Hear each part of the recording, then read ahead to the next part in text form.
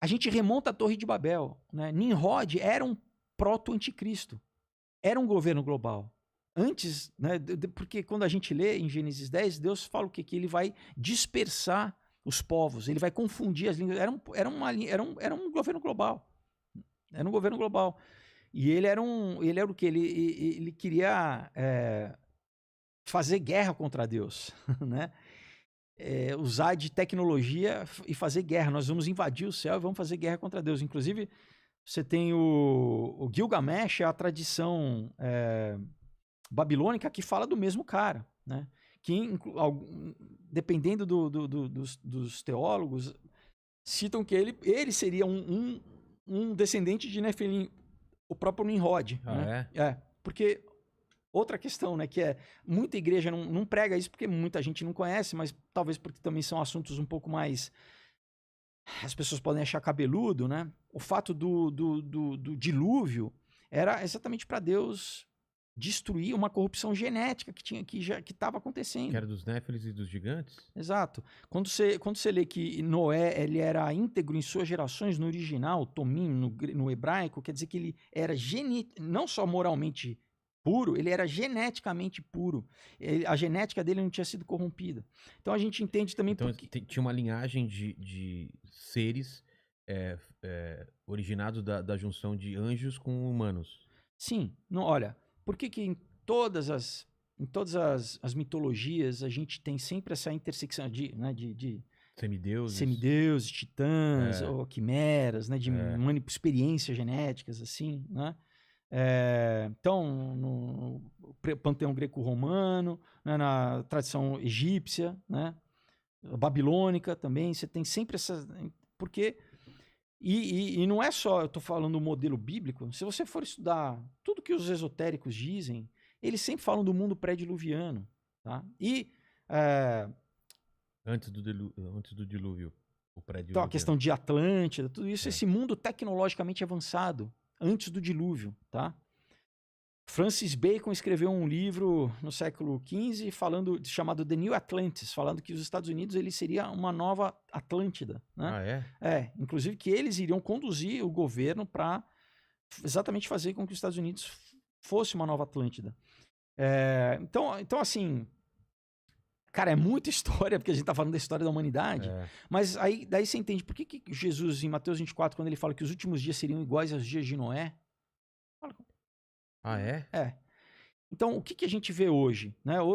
Porque, né, enfim, a gente está se aproximando do que era o mundo antediluviano, antes do dilúvio. Exato. De uma tecnologia, Exato. de um encaminhamento para um governo. Principalmente a corrupção do ser humano, do que é o ser humano. A gente tem que entender que o ser humano é sagrado para Deus. Né?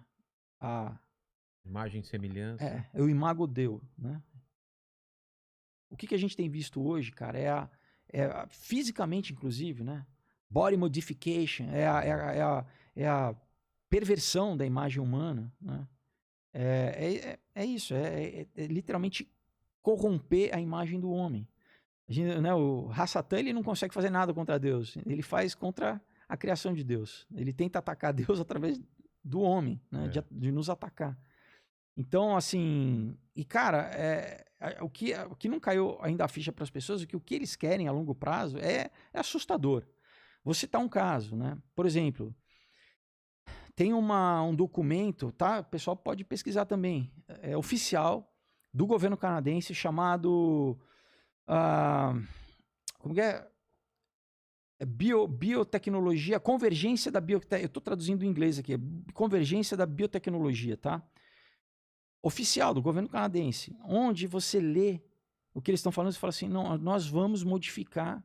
A gente já tem tecnologia para modificar o conceito do ser humano. A gente agora vamos continuar na evolução, nós vamos, entendeu? Isso é basicamente a tal do transhumanismo, né? Saiu no meu canalzinho lá, eu dei uma matéria que saiu semana passada da revista do MIT, tá? MIT oficial, sobre o Jeff Bezos, que ele fundou lá em Palo Alto, lá no Vale do Silício, junto com outro bilionário lá, chamado, acho que como é? Altos Palos, eu acho uma startup para buscar a imortalidade.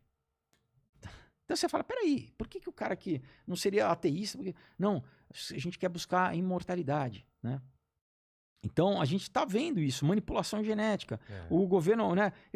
Porque eu dei uma entrevista pro Bolsonaro, né? Pro Eduardo Bolsonaro, né? Tem esses sitezinhos mundo, como é, enfim, pagos pela esquerda, né?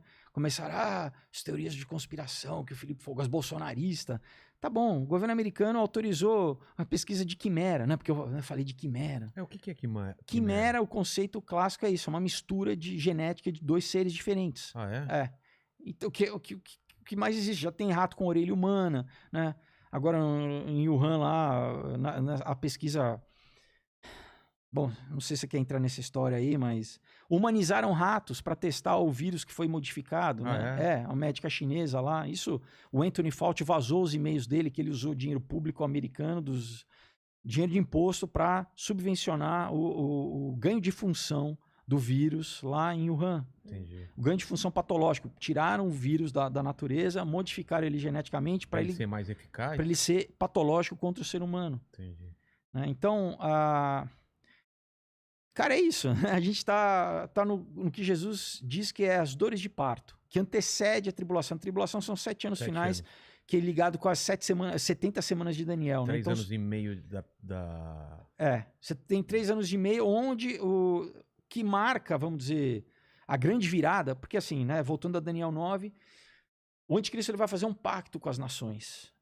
Eu acredito que vai ser pós uma terceira guerra mundial ou algum grande conflito no Oriente Médio. Onde ele vai ser o cara que vai trazer as soluções. Né? Se a gente já está em crise agora, em crise de alimento no mundo inteiro, em crise de commodity, né? A gente está em crise de água, daqui a pouco tudo. Vai ter, né?